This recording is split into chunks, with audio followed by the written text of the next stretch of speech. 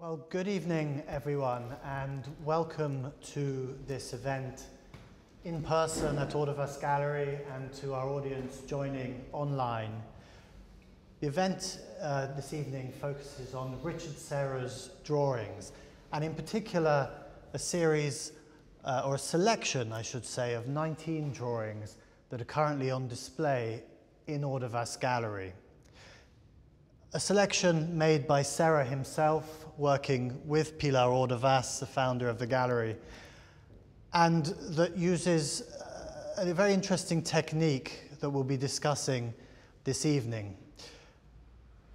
We're going to be talking about what drawing has meant for Serra during the course of his long career, but also perhaps what Serra has meant for drawing in the years that he's been experimenting with different techniques, different ways of avoiding images, I think we might say is appropriate to him.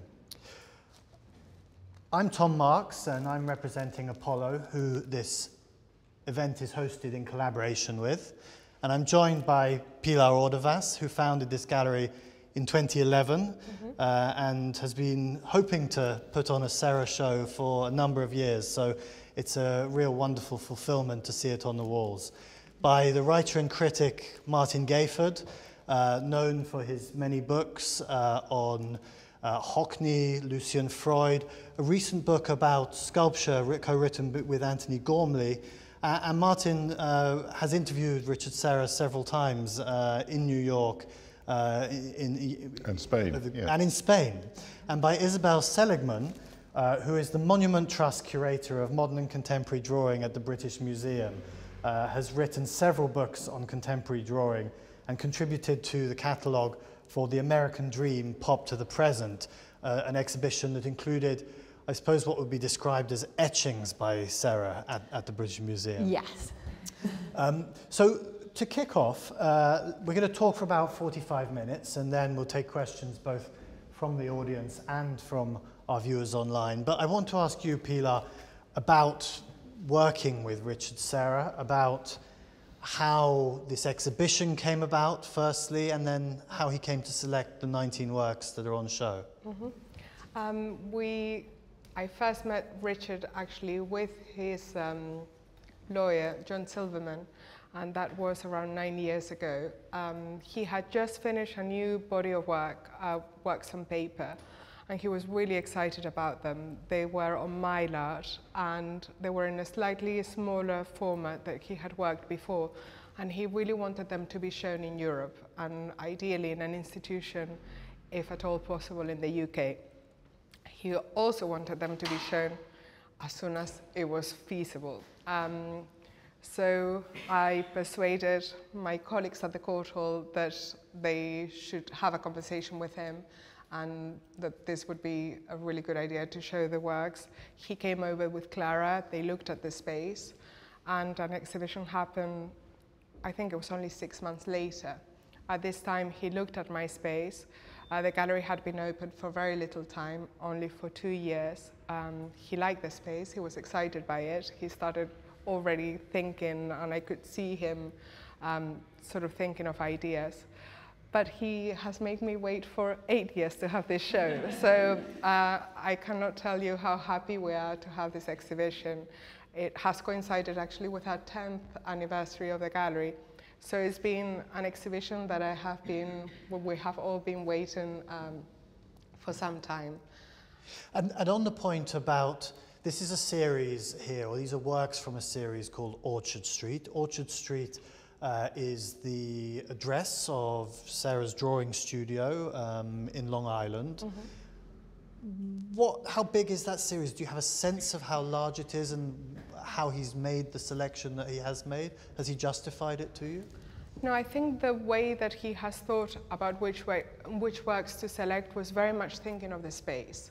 So he had been to the space, he had been here with Clara, which I think is also, for me, was something really interesting to see the dynamics between the two of them, because I felt it was a real collaboration. Also looking at the space at the Court Hall, and there was the space by the staircase, and they were thinking, should there be something there or not? And after visiting the space and seeing the space, we had a lunch at Wilton's, and everything that Richard was trying to explain, he articulated it by doing drawings in his sketchbook, which to me was really fascinating. And when he decided now is the time we're going to do a show, he was reminded again of the space. He had a model of the gallery done of both upstairs and downstairs, and he presented these works as the idea and what he wanted to show in the gallery. We'll move on to the particular works, how they work together and the technique, but I wanted to sort of broaden the discussion before we hone in again on them, to think about the role of drawing for Serra. Serra, I would say, still primarily thought of as a sculptor for his large-scale caught and steel, often rusted, curvilinear works, ellipses, tilted arc famously in New York. But Martin, to move on to you and to pass the ball in that way, what do you see as the role of drawing for Serra?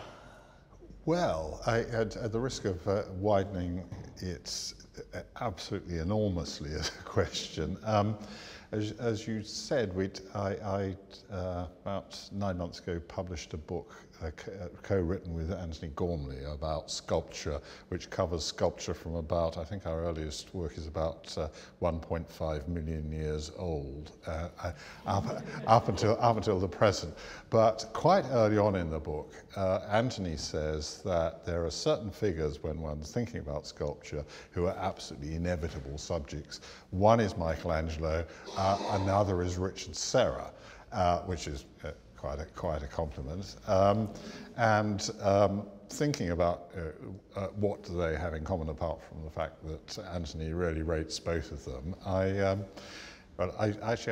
mentioned this to Paul Joanides, Michelangelo's scholar, ex-professor at Cambridge University, and Paul said, well, their works don't look very much the same, but maybe there's an affinity of mood, which I think might be an interesting point. But something which popped into my mind is that absolutely crucial for Florentine artists, such as Michelangelo was, of course, disegno, drawing in an extended sense, drawing as the master, the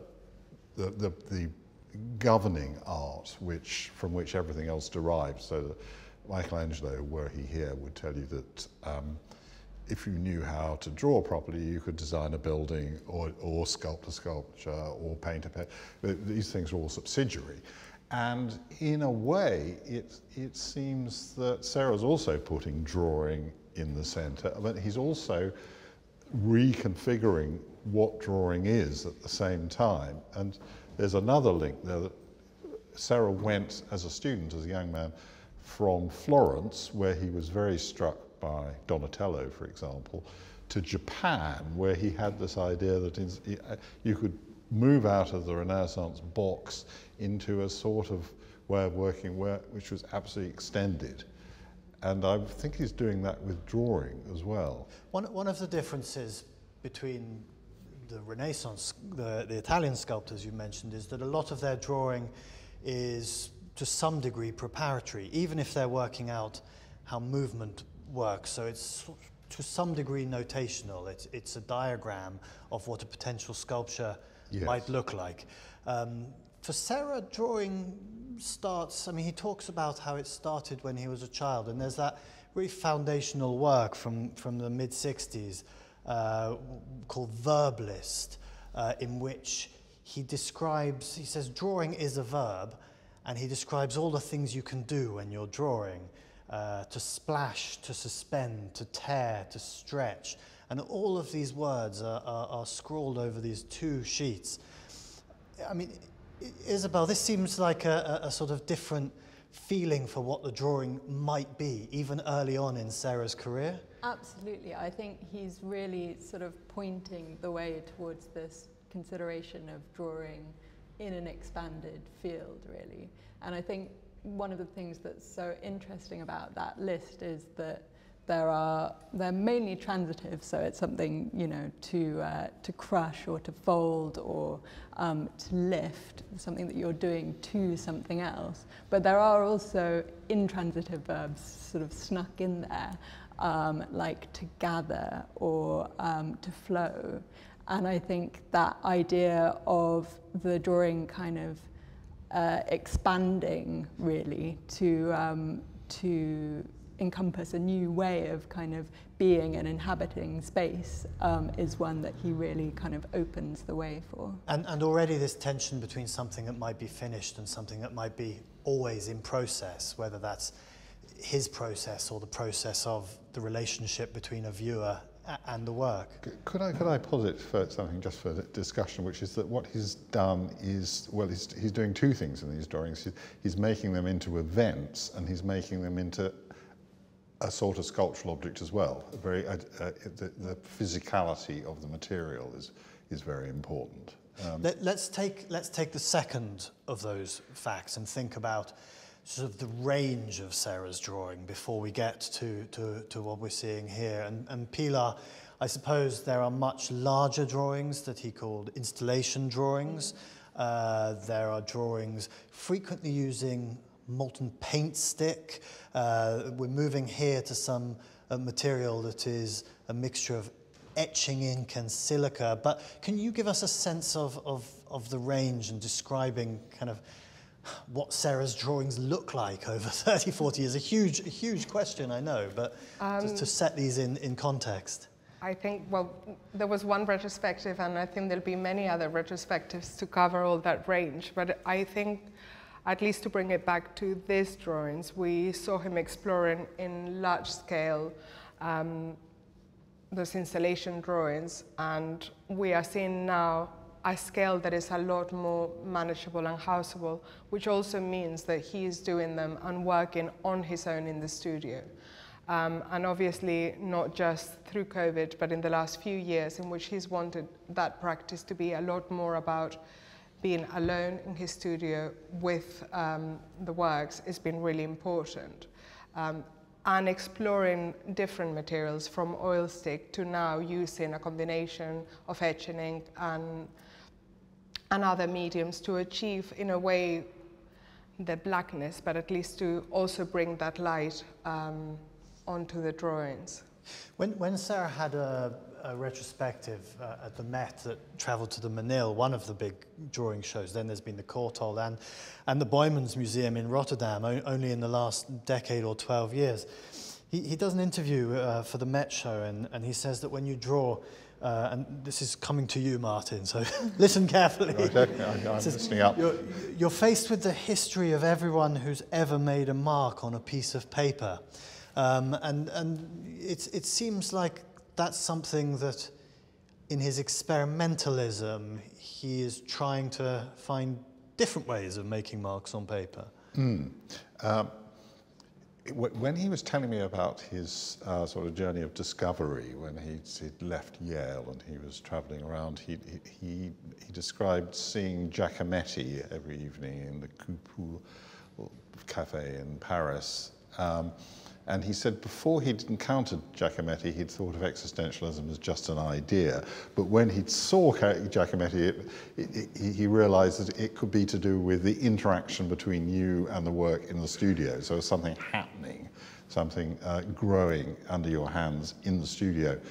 And I think one of the things which occurs to me about these drawings is that a lot of things that Serra does are out of his own hands. I mean, the talked ellipses are made by enormous machines which were originally devised to make the size of battleships, I understand. But these he can make with his own hands and his own body and interact with the material as Pilar's described. And yes, he's over the last, 60 years, he's found different ways of doing that, a series of different ways of doing it. Just before I come to you, Isabel, because you say he's using his own hands. Well, he's sort of using his own hands. There's a mediation going on here, and Pilar, can you insofar as you know it, explain how these have been made. I think the interesting thing is what he's trying with his drawings, although he says he doesn't want us to focus on the process, but really immerse ourselves in the drawing. But the process is pushing, again, those limits to himself. So he is working on a horizontal table where he applies the ink and the medium. This handmade paper is pushed onto the medium, and with different metal, he's making those marks, and then he's lifting the paper, and he doesn't know until that moment what the mark making or what the drawing is going to look like. Many of these drawings never make it to here, and they end up in the bin, as he says. But what he likes is that if he can just look at the paper and be doing the markings, he's going to go immediately to the places he's gone before. By doing them through this transfer, he's pushing himself to achieve something different or in a different way. So what Martin was saying is, how do you push that over 60 years to be doing something different every time, or to feel that you're doing something to push it that step further? It's interesting what you say about him not wanting to do things he's done before, and therefore introducing an element of uncertainty, if not chance, into making these drawings. He also says that he wants, when he's drawing, to quote, to avoid known solutions. So the idea that actually if he just drew on the paper, he would be drawing not necessarily things he had done before, but things other people had somehow done before. Just in terms of what we see, the marks, Isabel, you know, we've got a huge variety of marks that are affected by this process, haven't we? Yeah, I mean, the variety is really quite amazing, from the very simple process that you were talking about to come up with the kind of diversity, both of marks and the surface as well. I mean, you've spoken already about the kind of innovative recipe that he's come up with, basically, of this very kind of tacky etching ink, and then the silica that creates these kind of very thick kind of, I mean, I guess if we were talking about painting, we'd call it impasto, but I mean, not sure that's the word for it here, but this kind of textured surface, which again is kind of very reminiscent of a kind of corroded sort of metal surface. Also rubber, which he used early in his career. Yeah, I mean, you say tacky, but it has a stickiness to it, doesn't it, in places? Absolutely, and the kind of almost unctuous sort of reflectiveness of it as well is really interesting. I mean, looking at it, it immediately made me think of kind of crude oil or something like that. It's solid stuff, isn't it? It's not a line. It's not an image of anything. It's a thing there. Absolutely, and I think that kind of brings us round to how he's spoken about black in his work as a property, property rather than a quality. So it is, the black is the drawing. It's not on the drawing. It actually is an inherent part of it. Well, that goes back as well to avoiding images and making something that is very thingy, as it were, as a thing in itself. Serra also talks about how drawings become critical of each other, and I wonder if you can go back again to the selection and the installation here, and the sense we have of drawings commenting on each other in the spaces that you have in the gallery. I think what is fascinating of working with him is that, in a sense, to me, he is like his work. He is like his sculpture. He knows what he wants and the space he wants to take. So in some ways, he makes it very easy because he knows exactly what he wants. So there isn't so much of a dialogue. He made the selection and he knew exactly how he wanted the drawings to be. And he couldn't come because of COVID and other reasons. And he sent the person that has worked and hanged every show with him for the last 25, 30 years, Alan. And these walls, which I have worked with for the last 10 years, I know really well. So when he was seeing the walls, he read that space as slightly shorter wall than it actually is because it continues. So the only thing we change is that he imagined initially to have 4 works here and 3 works there. That when I saw in the plan, I knew it wasn't going to work. And we tried it his way, and then we tried it how I thought might work better, and they both agreed to work better. And it was the same downstairs, just because the walls in measurements, as we all know when we've done this, seem to say something, but then when you know the space, you know that you read other places, like the empty space, as part of the wall. So it becomes, the space and the volume becomes different. But he was very, very precise, and that I found really fascinating with lighting. With the lighting, interesting, because of course the lighting isn't something you can easily design on a scale model. Yes. I suppose you can do it on a So for him, lighting should be as natural as it possibly can be. So, I mean, during the day, his preferred choice would be in this room not to have any artificial light because it already has a lot of light. And the lights downstairs were actually slightly yellow, so we changed them so it became the most natural light it could be. So I thought that was really interesting, how he wants you to perceive the work in the most, perhaps in the less artificial way, you know, so that the light is not changing the surface and you are looking at that drawing almost like if you were outside. But natural light does change during the course of the day. Of course. That feeling of what the work existing in time as well as the time of, or the duration of the viewer coming to terms or finding terms for it. Because one thing that Serra has often talked about is how the work is about the viewer's experience of the work. So there's a sort of short-circuiting, I mean, this goes back to this idea, Martin, of drawings being events, not the event of making them necessarily, but the event of seeing them. Us seeing them. Mm.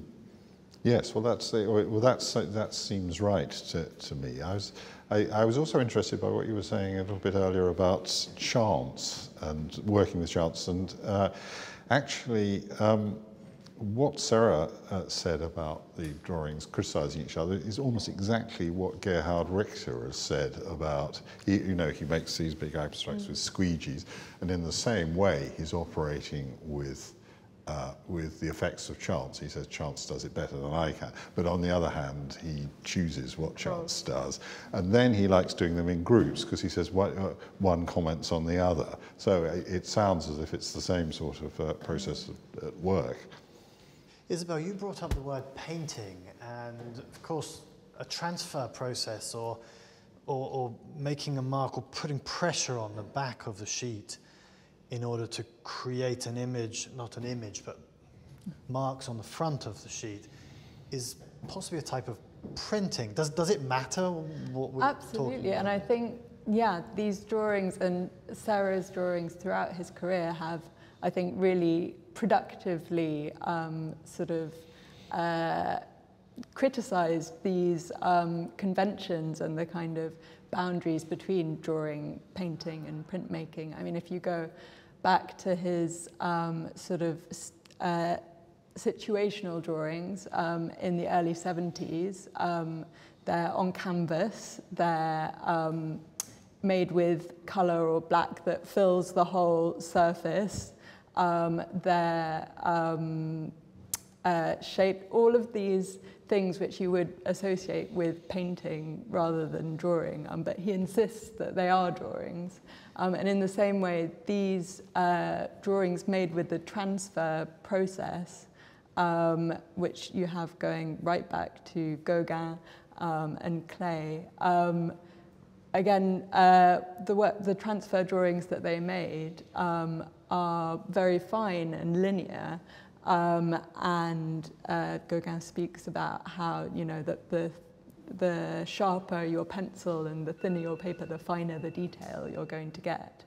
And then with these drawings, you have them pushed in completely the opposite direction, this very thick ink, this very thick paper, and that kind of the distance between the marks that the artist is making, and the results that you get at the end of it sort of grows and grows. But you do still have that kind of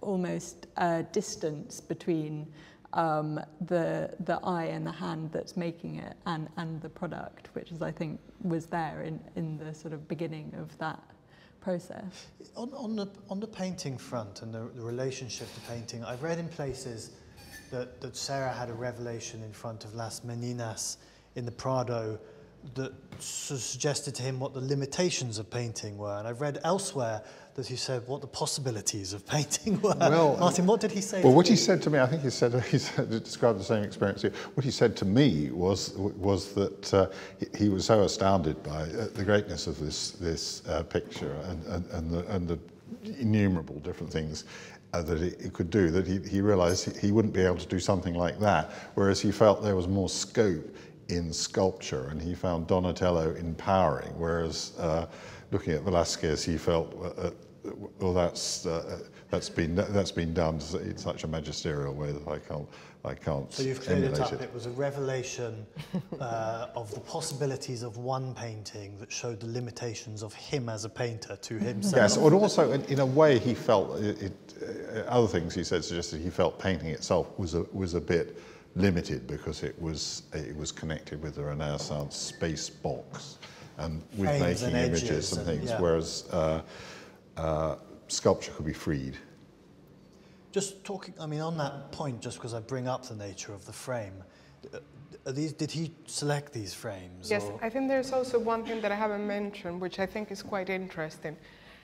The way that the drawings are hung is also specified by him. So he likes hanging very low, which actually means that when you approach the drawing, you're totally immersed in the drawing, which I think is part of him wanting you to experience it. He does select the frame. I mean, this is the thing with Serra. He is incredibly precise. There is chance, but there is not a chance, if you know what I mean. You know, there is the experimenting with the limits of the medium and trying to break and push it to the limit, but at the same time, you know, he controls that. He wants you to have the experience, but it's an experience that he has controlled. Do you think that's the same with the large-scale sculptural works, that they don't leave you many choices in terms of the experience you have of them, or? I actually disagree. I don't think they leave you few choices. I think you will experience them how you want yourself, but he creates the optimal, what for him is the optimal way for you to experience, which might be very different to what I experience. I think for me, seeing some of his sculptures being unveiled for the first time, and I recently going to Qatar and seeing the wonderful sculpture in the desert and how he wanted everyone to experience it and interact with it. We walked for a mile from the first plate to the end, and we came back and we walked around it. I felt it was very much an interactive situation, and there wasn't a way of experiencing it. Everyone was free to experience it in their way. I think that's why he doesn't, or has sometimes not liked the word monumental, because of that feeling that actually even the large-scale sculptures are always in a sense of becoming as we interact with them. Martin, in terms of this notion of space and precision, I mean, we talked a bit before about the fact that there aren't that many, as it were, descriptive drawings, plans for sculptures, although I have seen them in images of Serra's notebooks. But do you see any congruities between the explorations or the imaginations of space in the drawings and the sculptures? Well, I think in a way, as he said, it's you quoted earlier on. It's about your encounter with the drawing. So it's your in front of this thing. You're not looking into it as you might into a Renaissance drawing. You're confronting it, and it's a big, solid black thing in front of you. So, yes, I think, as I said earlier on, I think that they're perhaps could be thought of as very thin sculptures. But then, as we were saying earlier on, that the definition of a drawing is very fluid, and I mean, David Hockney defines his photo collages as drawings, and has got the Getty to classify his Pear Blossom Highway accordingly. And it's a field which can be expanded in all sorts of directions. And here, I think it's very much you're confronted with an object which has a lot of the presence and the weight of a Serra steel sculpture, actually. Do you agree, Isabel, that feeling of the weight of these drawings? Absolutely. I think Serra has spoken in the past about how he wants his drawings to, like his sculptures, alter the way you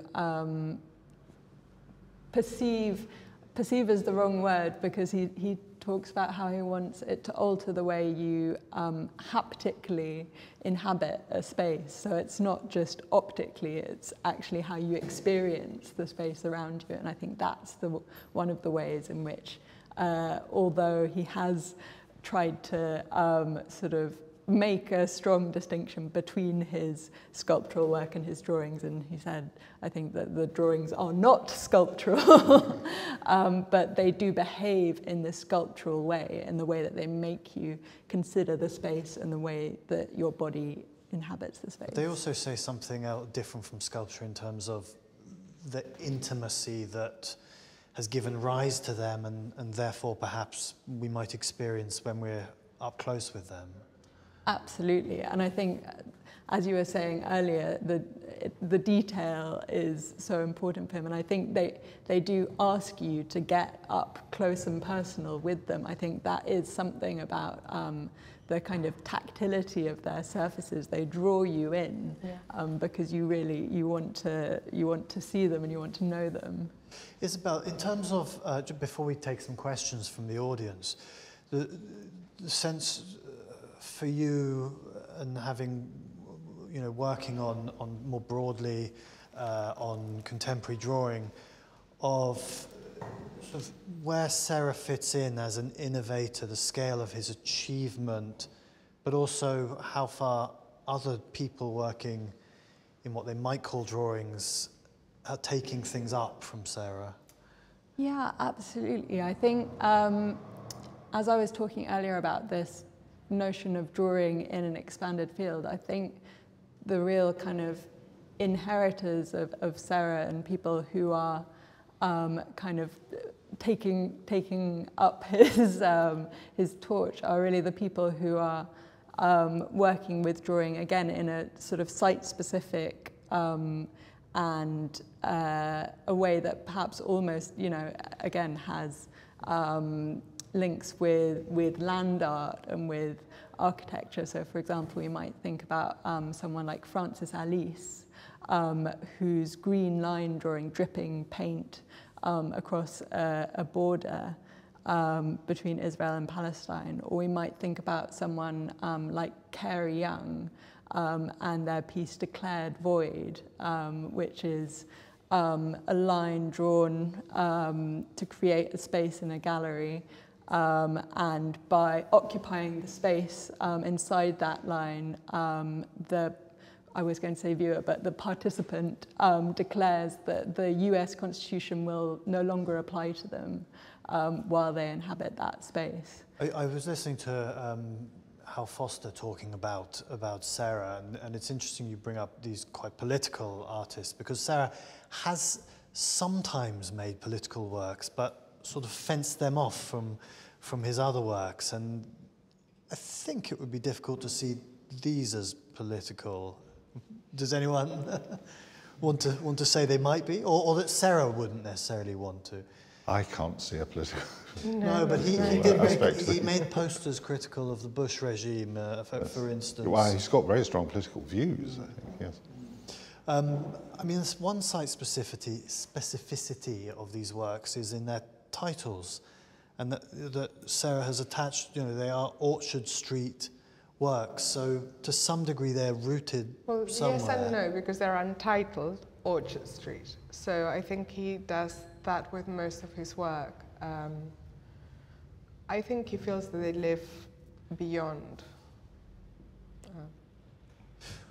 Martin, for you, in terms of the weight of Serra in the tradition, as it were, where do you see the sort of impact of these works? You mean how important he's art historically? He's obviously he's still alive, so it's it's difficult to say. Well, I mean, the fact that he's one of the first people who comes into Anthony Gormley's mind is interesting. I think Anthony wanted to be Serra's assistant at one stage early on, and he felt, although his work is often in a way figurative, he wants it to have the same sort of impact that Serra's work has. And in fact, haptic and tactile are two of Anthony's favourite words, as anyone reading our book will discover, and I think very sculptural words.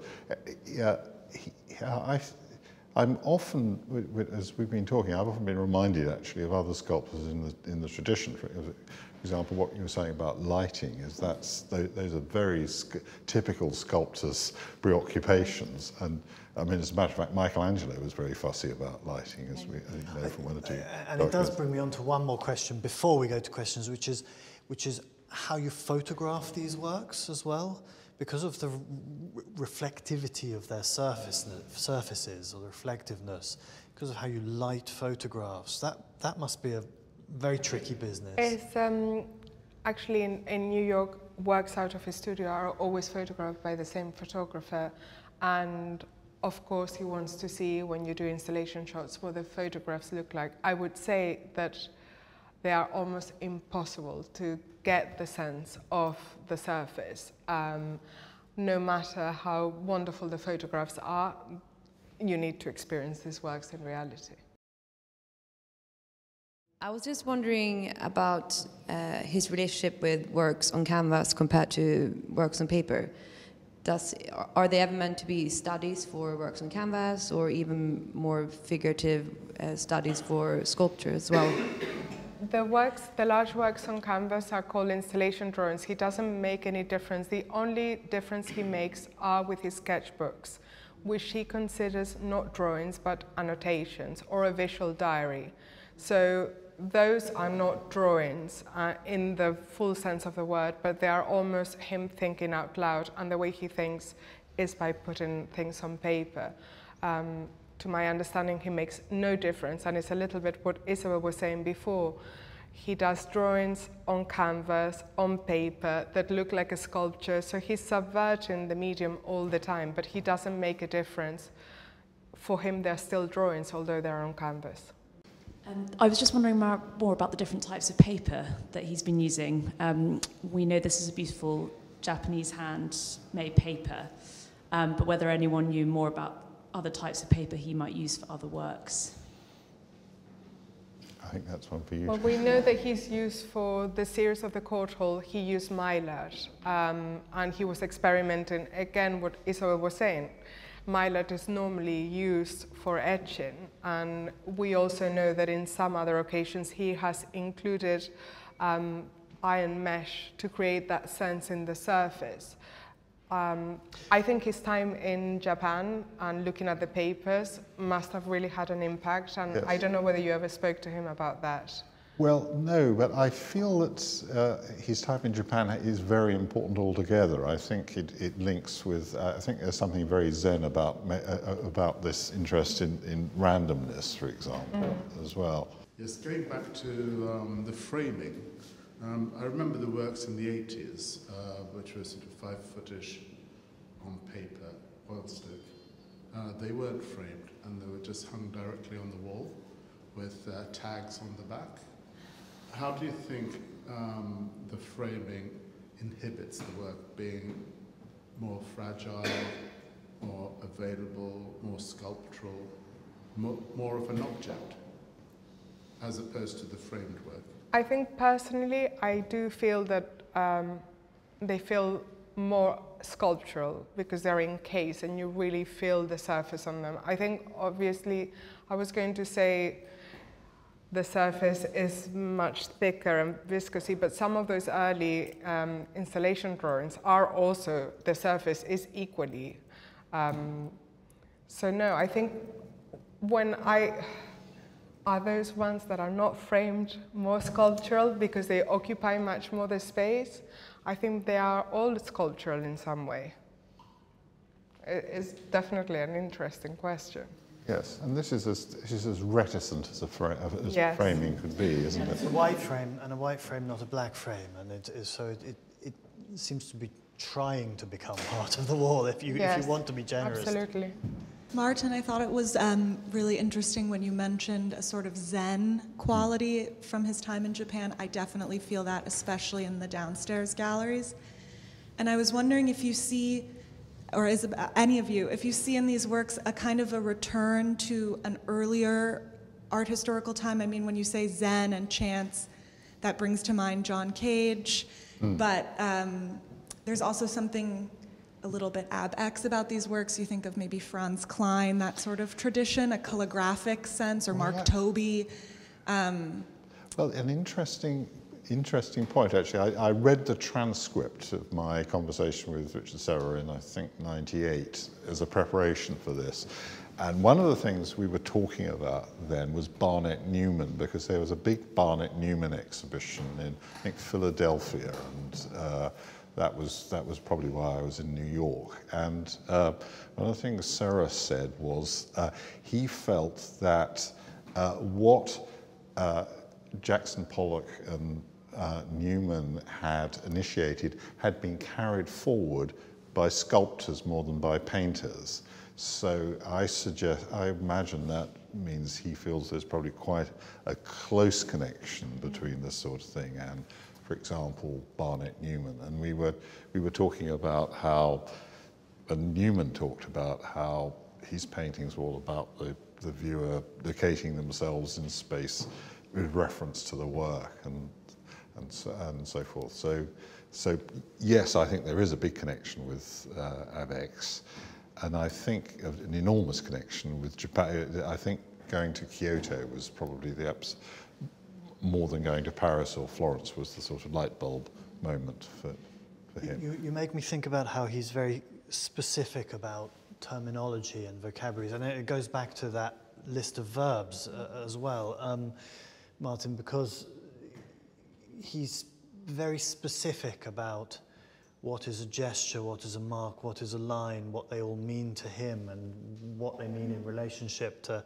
what he thinks about abstract expressionism and other painters of the time. I don't think I can possibly paraphrase any of it, but it shows that there's a deep thought about that. I completely agree, and I think, again, yeah, if you go back to the verb list and sort of zone in on some of the specific verbs like splashing, I mean, that really speaks to me of that previous generation and the kind of, the gesture which is in some sense elided and kind of removed from these drawings, but is still very much present in his mind when he's making them. Because they look like what we might describe as gestural, or in layman's terms, but they're mediated rather than gestural. You said that Serra refers to black as not a colour, but rather a material. Do you think his choice to just use monochrome has created depth and movement? And do you think this would be vastly different if he chose a colour? Who wants to field Serra's palette? I think he's using black with the idea that this is a thing. It's not a picture of something. This is a thing, and I think it would make them a bit lighter and more decorative. Perhaps that's not a word I would ever use in reference to Serra, but if they were blue or red or something, I think it would change them, yes. He talks about colour being a distraction, and I really do feel with what he's trying to achieve, it would be a distraction. He was at Yale when Joseph Albers was writing his magnum opus on colour, and I wonder if that turned him... Well, he assisted in the preparation of the proofs, so yeah, very much grounded in that. So he knows understanding. he knows his colour theory, Yeah. obviously. Are there any others? Could you please expand on his relation to dance and the dance makers of the 60s, Judson Church, the agency of the materials as a performance, as well as his use of chance, the drawings like a trace of performance, allowing the viewer to immerse, experience the event, and the event as a performance in itself? Who wants to do dance? I mean, Sarah knew Yvonne Rayner very well. Was very close to Joan Jonas as well. So, but I suppose has a great sensitivity for, at least in sculpture, the movement of the body in space and how architecture affects the movement of body in space, which is one of the preoccupations of contemporary dance. Yes, well, moving it slightly sideways to Anthony. Anthony insisted on including some dancers, or people I thought of as dancers and choreographers in our sculpture book. So obviously on some understandings of recent sculpture, they belong in the same world. I'm very, it's more analogous. I'm very struck by his friendship with Philip Glass. I think that's the close alliance with an important composer is very interesting. Not just a friendship, he employed him in a removal company. So Philip Glass was part of Richard Serra's house removals. Yes, I remember. Any more, Amado? How does the intimacy of the paintings being hung low encourage and yield the relationship to the human and the body? I'm going to ask Pilar to answer, because you are living with these drawings for several months, and it's quite a nice way to finish. How have you felt that you've related to them personally since you hung them, and has that changed while they've been here? Absolutely, and actually I think what has been really fascinating for all of us experiencing them, when we first hung them, when you first encounter them, they are definitely those ones that you gravitate towards. And I felt the much blacker and denser works were the ones that I personally was much more attracted to. And I've been spending more and more time downstairs, and they're much more subtle, and the marks, if you can call them marks, are again much more sparse. And I keep changing my mind because I keep discovering something new every day, and they definitely have occupied this space in such a way that I can't really imagine these walls without them anymore. So it's going to be pretty hard when they go.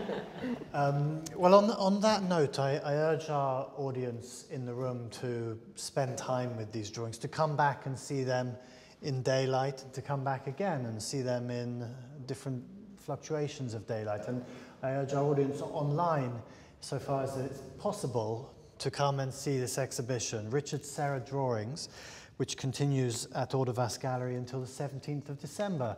And it remains for me to thank Isabel, Martin and Pilar for taking part, and to thank both our live and virtual audiences for coming. Thank you very much.